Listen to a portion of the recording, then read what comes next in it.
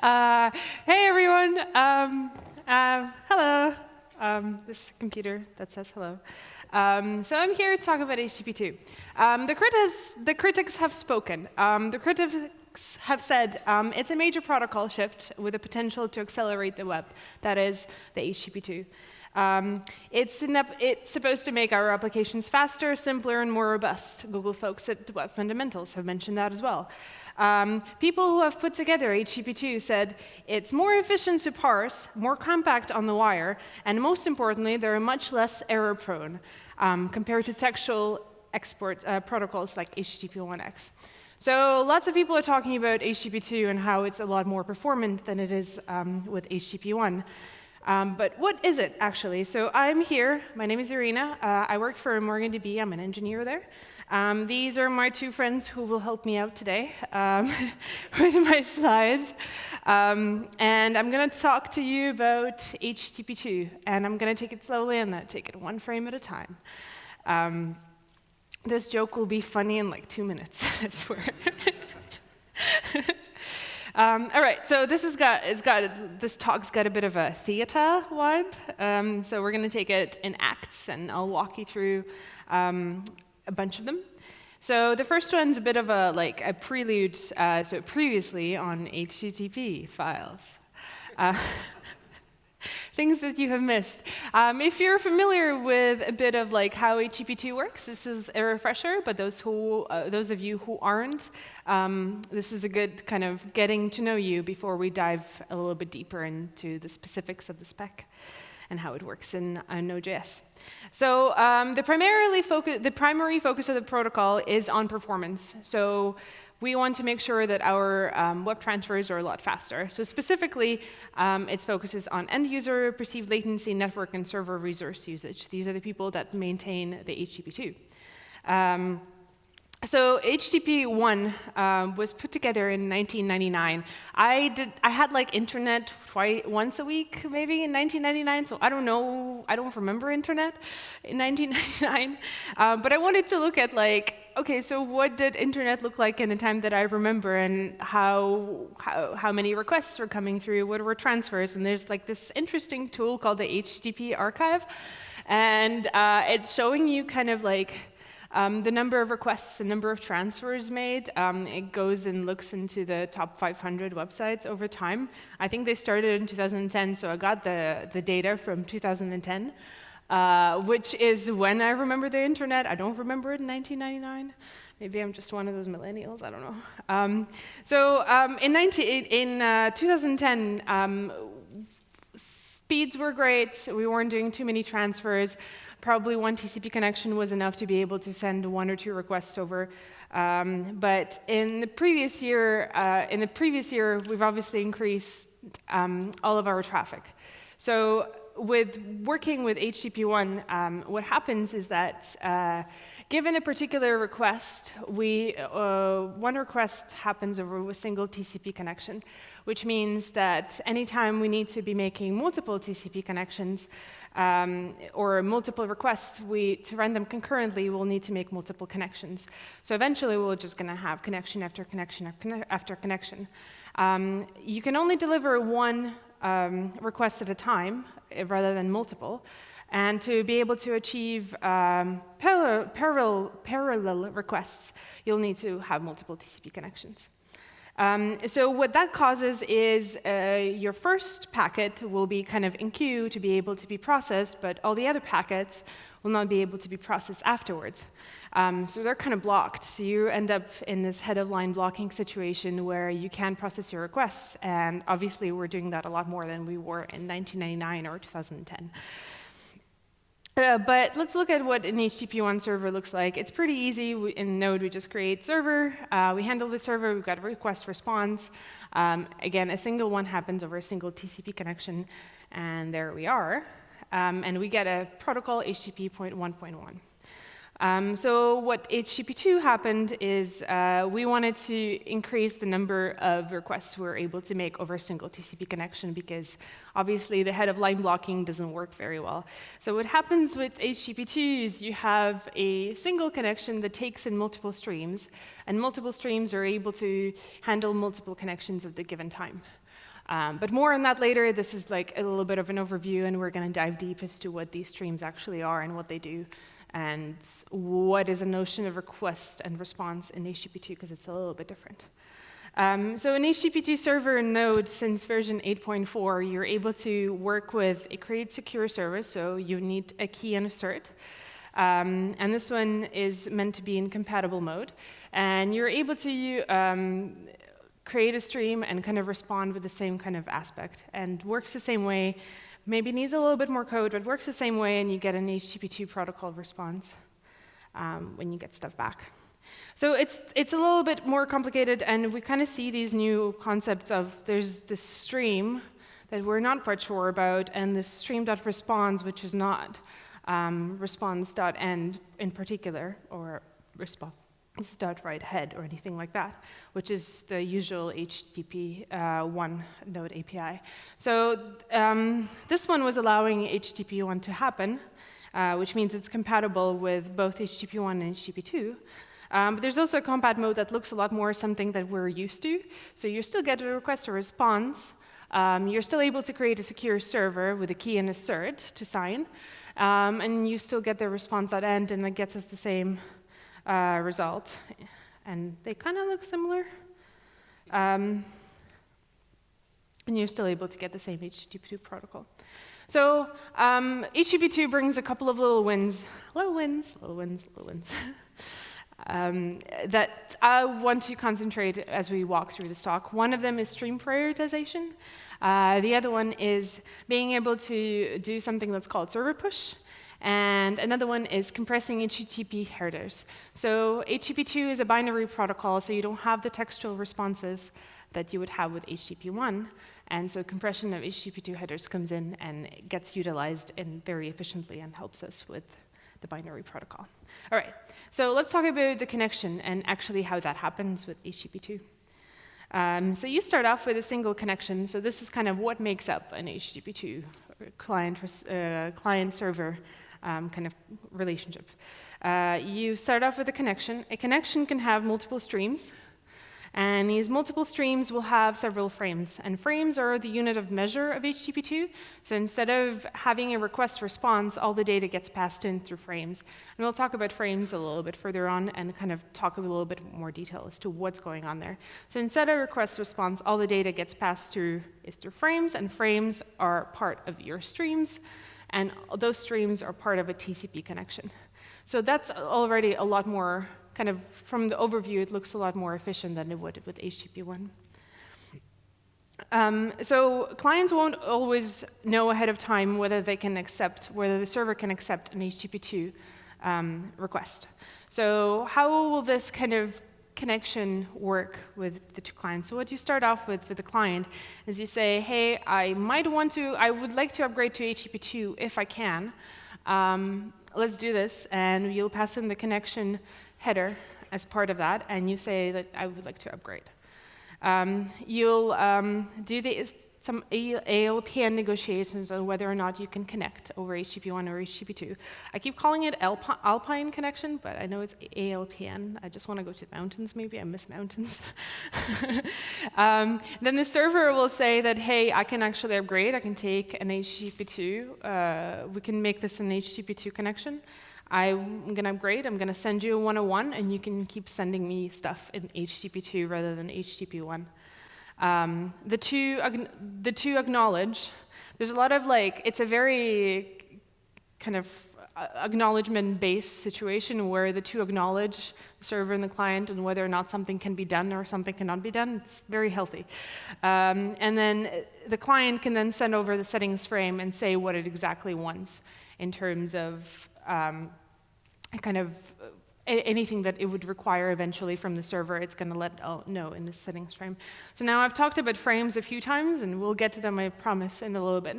But that's kind of how the negotiations happens. And I said I will talk about them, and I knew I would talk about them.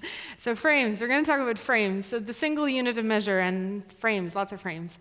Because that's how HTTP2 protocol works, is that you just keep sending over frames.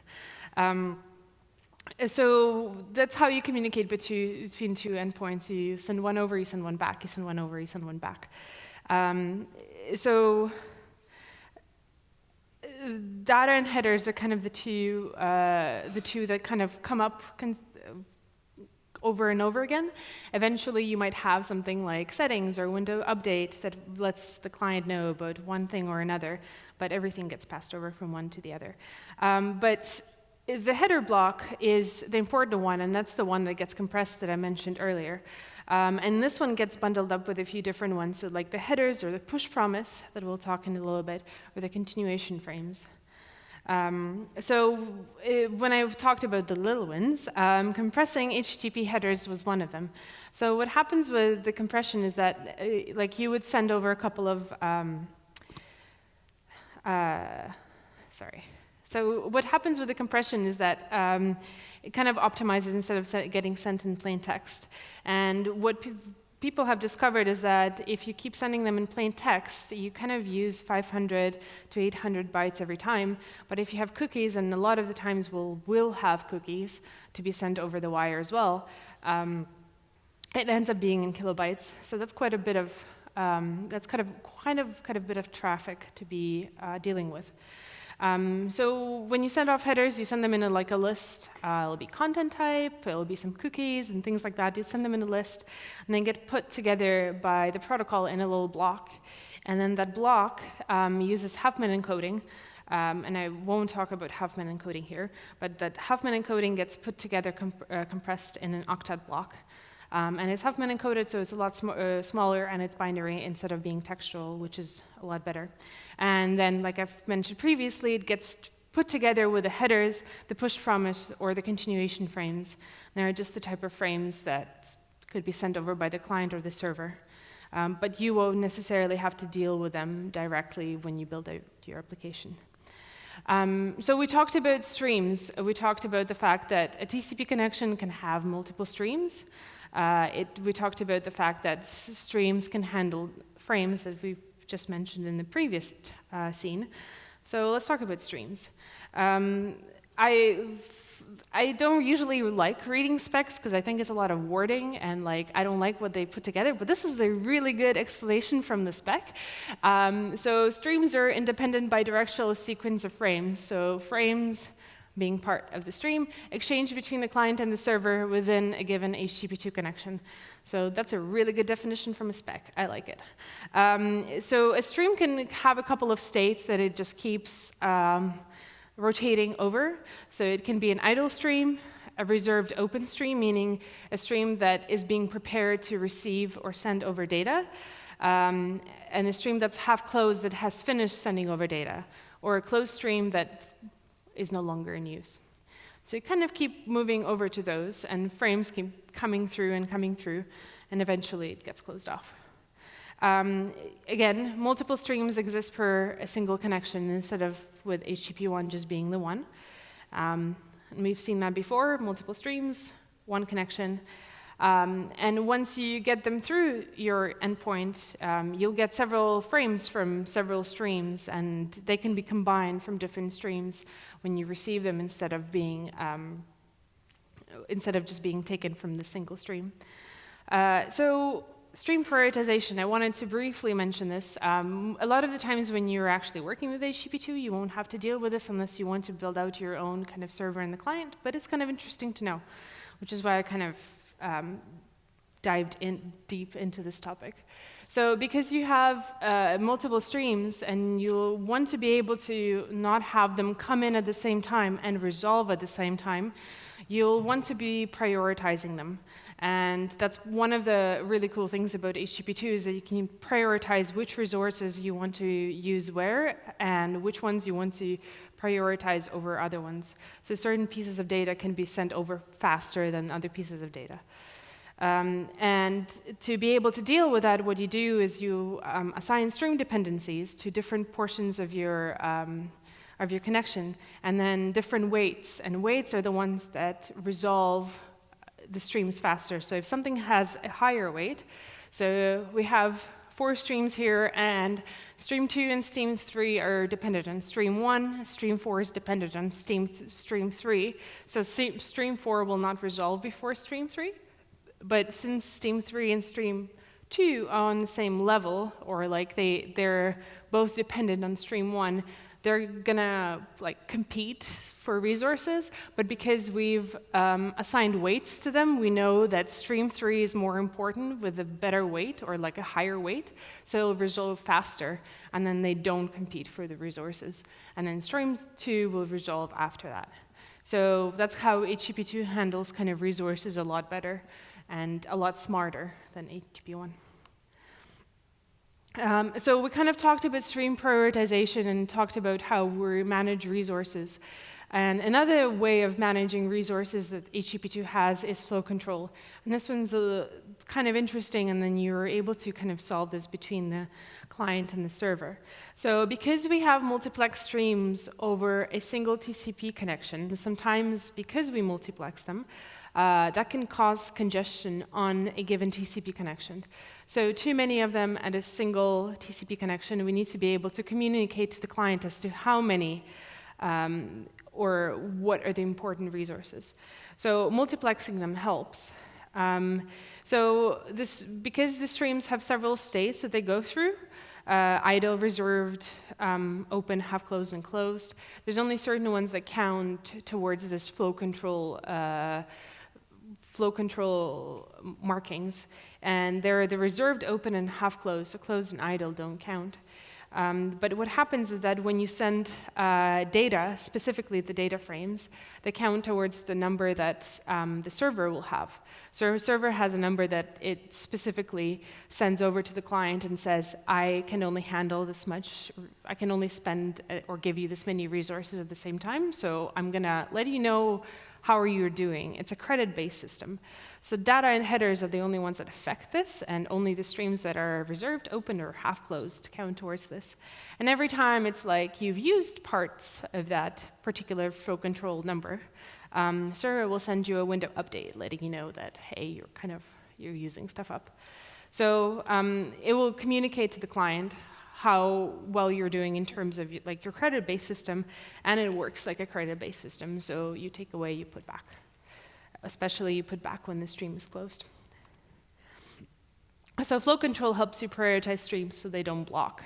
And so you're able to not overutilize and not congest your TCP connection. All right, so we talked about kind of the general concepts of HTTP2, and all of this applies to Node.js, but I wanted to walk you through how this works in Node.js and kind of what the flow of data is between when you receive a request from the client and when you send back the response. So what does Node do? So you start off with having an incoming call, an incoming secure connection that comes in to your server, to your Node server. What happens is that libuv will handle parts of that I/O. You will then open up a stream in a session to take in the data, and libSSL will decrypt that connection. What will happen after the connection is decrypted is TLS termination. And after that, you're able to get through and start receiving frames from the client, including the settings frame, which I mentioned a little bit earlier. So once requests start coming in forms of frames, a package called HTTP2, it's a C++ package, it will start parsing the request into frames specifically. And then those frames will be able to send events and raw data. Once those are parsed into that, they're now able to be put together in your Node.js application that you can work with, because you can't work with that beforehand.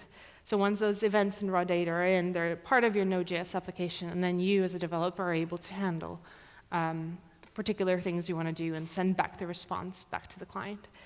So all of these happen before you're able to actually manipulate the response, which is kind of interesting to know, because you kind of just can work with request response, or you can also work with request response and know a little bit more about how Node handles these particular things. One of the things we talked about that was parts of the little wins is server push. And server push is an interesting one, and that's something that was put together with HTTP2.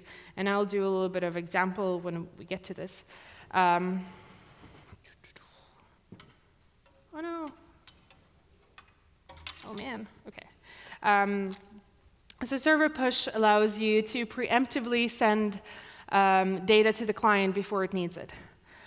So this puts it into the client's cache, and then once the client needs it, it doesn't have to make a request to the server. It already has the data, which is really cool.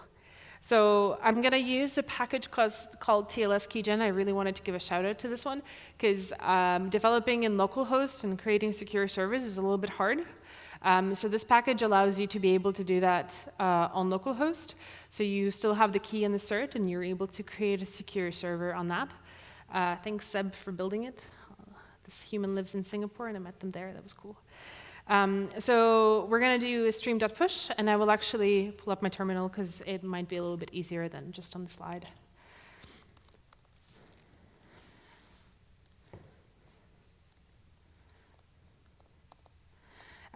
So this is the parts of the TLS Keygen package that handles your keys and the certs. But what we'll do is we'll just create a secure server using the key and the cert, and we'll allow for HTTP1, which is the compatible mode, so we can take both HTTP1 and HTTP2 request. And what we'll do is we'll push certain parts of data, and I thought like the more interesting one to do is bundle.css, because I feel like with what this is useful for is especially CSS, when you're working with a particular part of the application and you're preloading parts of it, of the CSS that you'll need later on, is super fast and super efficient. So we're going to do a push stream, and it takes some headers, and we know that we want to send the path that's bundle.css. And when we send back the response from the server, we'll make sure that the client actually wants the CSS. So make sure that the style sheet is there. And what pushstream will do is it'll respond with 200, and it'll send back some background color. That's hot pink to match the rest of the presentation. I already had the server running, so the next thing to do is just to actually see it. I usually use Nightly, but I'm going to use Chrome for this, because Nightly has this weird thing where I can't even see the protocol inside of the network tab. So it just has one line. I don't think we need to see it anymore. So that's 8,000. And so the background color got pushed, but the more interesting thing is to see the network tab, so I'm just going to show you that.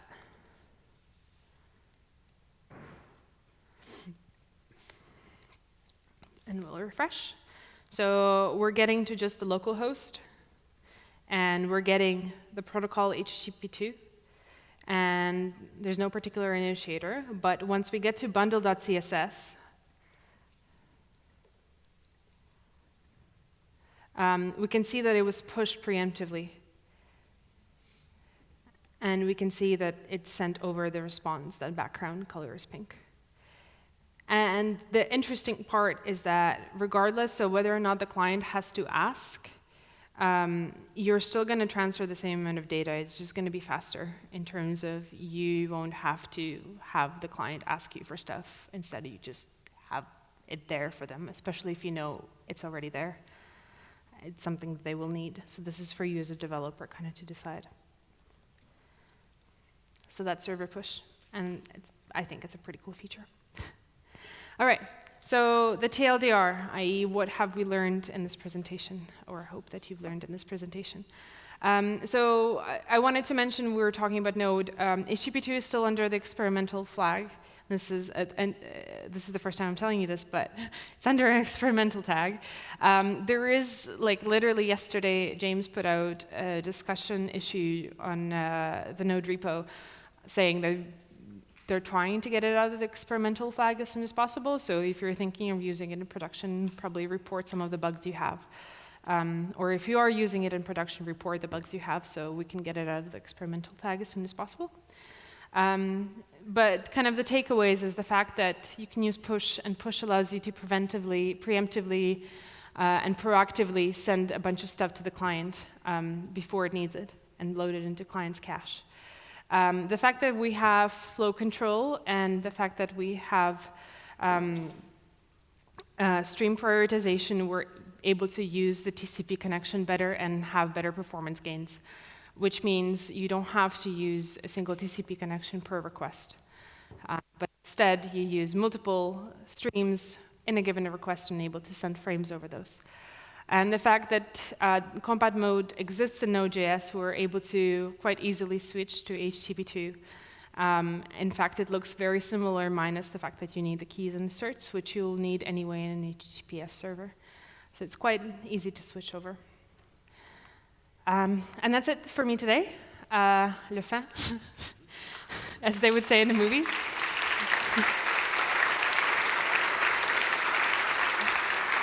Yeah, thanks so much, and thanks to organizers. And I think Lindsay is doing live captioning. Thank you for that, and thank you for listening to my mumbles. Come say hi. I'm on Twitter, and you can email me. Thanks.